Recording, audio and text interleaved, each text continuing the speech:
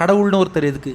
ஏன்னா இது நிறைய பேருக்கு இந்த டவுட் இருக்குது. கர்மா தான் எல்லாம்னு சொல்லிட்டா அப்போ கடவுள்னு ஒருத்தர் எதுக்கு? நான் நல்லது பண்ணுறேன், நான் வாழ்ந்துட்டு போகிறேன். அது வெளியில் வரத்துக்கு கடவுள் ஓகே, அப்போ வாழ்க்கைக்கும் கடவுளுக்கும் சம்மந்தம் இல்லை தானே? இது பகவத்கீதையில் கண்ணபிரான் 18ஆம் அத்தியாயத்தில் ஒரு பதில் சொல்கிறான். இந்த கர்மா நாம் மட்டும் பண்ணுறோன்னு நினச்சிட்டு இருக்கோமா? 5 பேர் சேர்ந்தாதான் ஒரு செயலே செய்ய முடியுமா? நாம் மட்டும் தனியாக எந்த செயலும் செய்ய முடியாது, 5 பேர் வேணுமா? கீதை ஸ்லோகம்.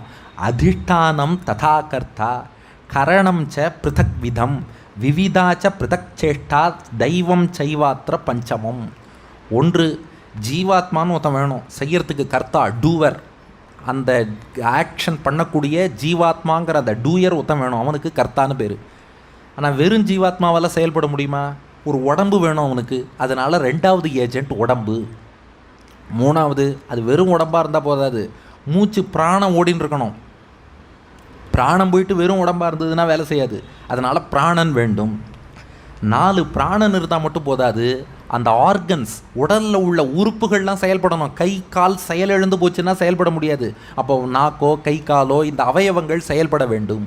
5வது தெய்வம், பகவானுடைய அனுகிரகமும் வேண்டும். அப்போ ஜீவாத்மா அவன் செயல்படுவதற்கு ஒரு சரீரம், அந்த உடல் இயங்குவதற்கு மூச்சுக்காற்று, அந்த செயலை எக்ஸிக்யூட் பண்ணுறதுக்கான அவயவங்கள், ஆர்கன்ஸ், உறுப்புகள், அதற்கு மேலே தெய்வம்.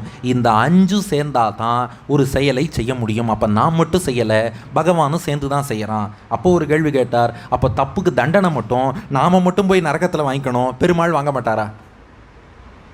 இப்போ நாம் என்ன உபன்யாசம் பண்ணோம்? பெருமாளும் சேர்ந்து தான் பண்ணியிருக்காருன்றோம். இவர் சேர்ந்து பண்ணுவார், ஆனால் கோத்து விடும்போது மட்டும் நம்மளை மட்டும் கோத்து விட்டு போயிடுவார். அப்படி தானே? ஒரு கதை சொல்லுவாள். குருவாயூரில் ஒரு 4-5 பசங்க என்ன பண்ணிட்டாலாம், இந்த குருவாயூரில் ஒரு உருளி ஒன்று வச்சுருப்பா, குந்துமணி உருளி. அதுக்குள்ளே சில பேர் காசு போட்டு போவா. ஒரு 4 பசங்க என்ன பண்ணிட்டான், அந்த காசை திருடி வாழைப்பழம் வாங்கி சாப்பிட்டுட்டான். இதை அந்த எதிர்த்தாப்பில் இருக்கிற சூப்பரிண்டென்ட் பார்த்துட்டார். 4 பேரையும் கூப்பிட்டார். ஏண்டா வாழைப்பழம் தானே வாங்கி சாப்பிட்டீங்க, வா ஏண்டா உருளியில் பக்தர்கள் காசு போட்டு போனால் அதையா திருடுறீங்க? உங்களுக்கு தண்டனை, ஒரு 10 தடவை குருவாயூரப்பன் ஸ்ரீகோவிலை பிரதட்சணமாக வாங்குவோன்னார்.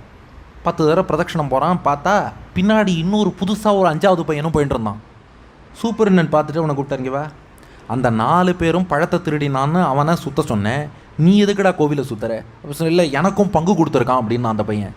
உனக்கு என்னடா பங்கு கொடுத்தான்? இல்லை நான் தான் குருவாயூரப்பன். அவன் என்ன பண்ணிட்டான், 4 பழம் கடையிலேருந்து வாங்கினான், ஒரு பழத்தை தூக்கி பக்கத்துலேயே இந்தா குருவாயூரப்பா உனக்குன்னு வச்சுட்டான். அப்போ திருட்டில் எனக்கும் பங்கு இருக்கோ இல்லையோ, நானும் சுற்றின்னு இருக்கேன், நான் தான் குருவாயூரப்பன். நான் அப்படி பெருமாளே சுற்றினாரான். அந்த மாதிரி நாம தான் தப்பு பண்ணுறோன்னா இவருக்கும் கூட ரோல் இருக்கு இல்லையா? அப்போ நரகத்தில் பெருமாளும் நம்மளோட கஷ்டப்படணும் இல்லையா?